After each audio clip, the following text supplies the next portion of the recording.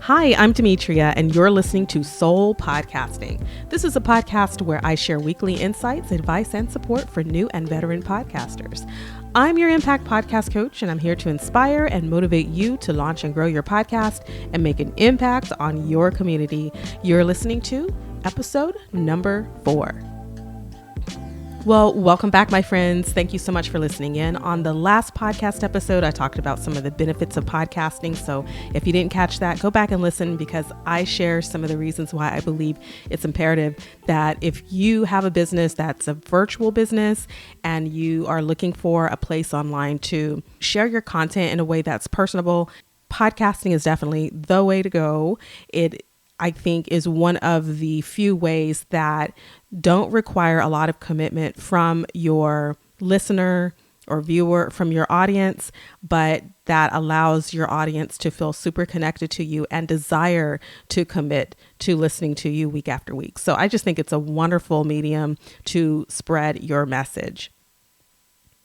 Today, we're going to talk about how to launch that very first podcast with confidence. So if this is a brand new thing for you, you don't have a podcast already, then this episode is going to be super helpful for you specifically. Now, if you already run a podcast or maybe even host several, I think that you're going to resonate with this episode, because it's going to help you to see how that if maybe you began your podcast but didn't feel confident, what are some ways that you could continue your journey of podcasting with confidence from now on? So before we jump into our topic, I just want to share that this podcast is created because I am very excited about being a podcast coach. And so with each episode, I thought that I should share my services with you so that you're aware that if you're looking for someone to help you along your podcasting journey, then look no further.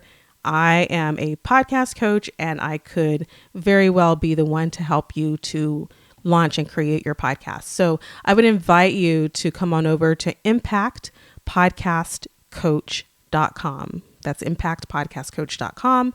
Check out my services and just fill out an interest form. I have them available on the site on most all of the pages. So if you are interested in beginning your podcast and you just want to chat with me to see which direction you want to go in, or if this is something that you even want to pursue at the moment, and if you do, how it would look. So we'll talk about the process of helping you with your podcast. So you'll want to come over to impactpodcastcoach.com and fill out a form that allows us to get connected so I can get to know you a little bit better. And then we can meet for a free 20-minute consult where I will personally chat with you about what you're wanting to accomplish with your podcast and to see how I might be a good fit for you. Okay, so that's what I wanted to plug before I start talking about our topic today. So let's hop straight into our topic, how to launch your first podcast with confidence. And the very first thing you want to do is to take assessment of your skills and know that you know that you know. Okay, that sounds a little redundant and maybe a little bit odd, but I'm going to say that one more time. You want to take assessment of your skills. Okay, so whatever you're bringing to the table for your business, that's what you're going to be talking about on your podcast, specifically if your podcast is aligned with your business goals. Now, if you're creating a podcast for your hobby purposes, just because it's something you're really interested in, again, take assessment of your skill level or your interest level before you get started. If you are starting a podcast for ministry purposes, because I do talk to churches and religious organizations, and all you want to do is just make sure that the message you're bringing to the table is something you're super passionate about. So take assessment of your skills and know that you know, meaning know that you understand what you know and be confident in what you know. So if you don't know, that's okay. But what you do know, that's why you're starting a podcast, because of what you know. So I want you to keep that in mind as you begin building out the concept of your podcast, that you are not bringing just anything to the table. You're bringing something very unique, special, and specific to your interest level. Number 2, don't be afraid to explore what you don't know. Okay. So you want to be willing to expand your skills. You may want to go back again and listen to episode number 3, where I refer to the 5 reasons to start a podcast. And one of them is, you may want to go back and listen to episode number 2, where I talked about 5 reasons to start a podcast.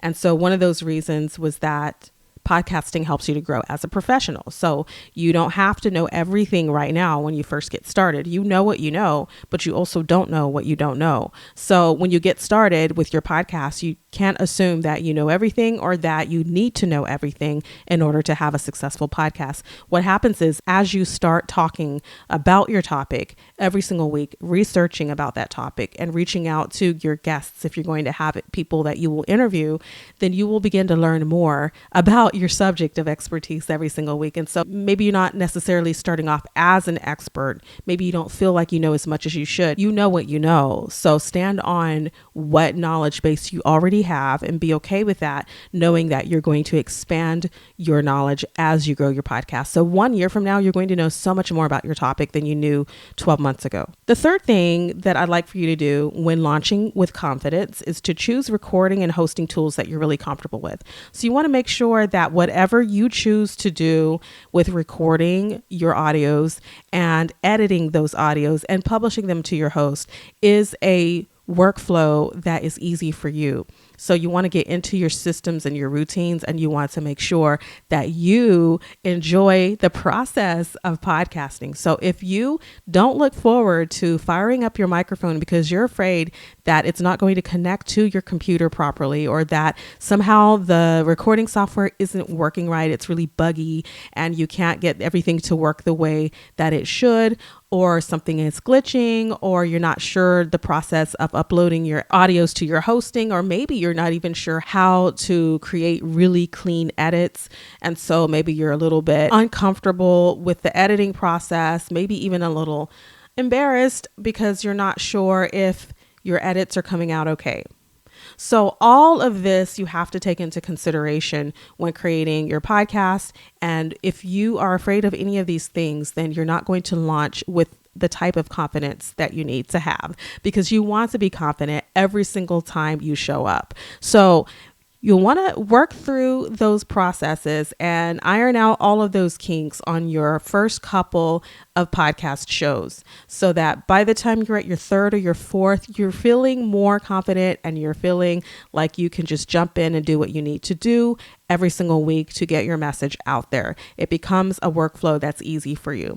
So if you're needing help with any of those logistics, then you can reach out to your podcast coach, and that would be me raising my hand over here for you to know that you do have someone in your corner that can help you with those things. And just reach out for a coaching session, or at some point I also will have some courses for you if you'd like to purchase a course about podcasting. I will have that available as well. But for now, I offer coaching. So I think one-on-one is one of the best ways to get your questions answered, and one of the quickest ways to get straight to the chase and figure out how to do what you need to do effectively and efficiently. So please reach out to me for that if you have any questions about hosting tools. But do find tools that you're comfortable with. There are a variety of tools out there. There are so many recording tools, and we call that a digital audio workstation. So your DAW is going to be one of the first investments that you make. So when you make that investment, make sure that you enjoy using it. So for me,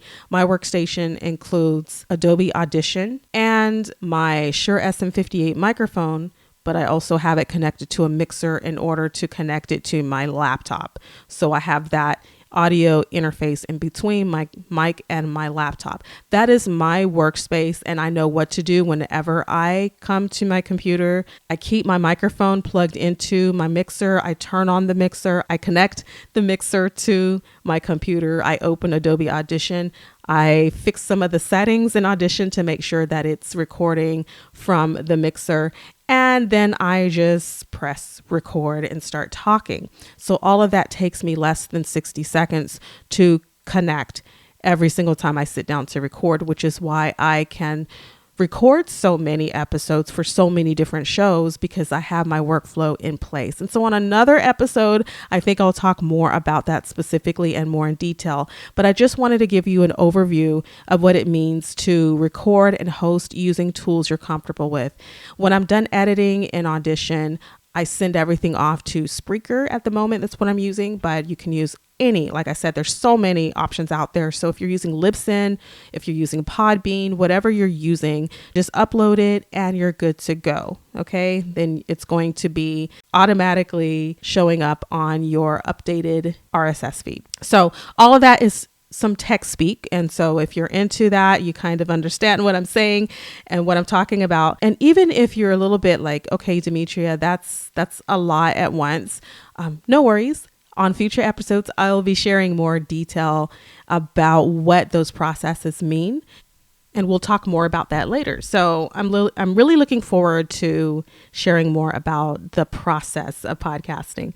My fourth thing I want to share with you is when you are launching your podcast and you want to be confident, you need to know how you will market or share your message once it's released. And I think that's one of the trickiest parts is knowing that you have listeners, people that are going to tap into your message every week. When you're just getting started, I promise you, especially if you don't already have a large audience, that can be a very daunting task.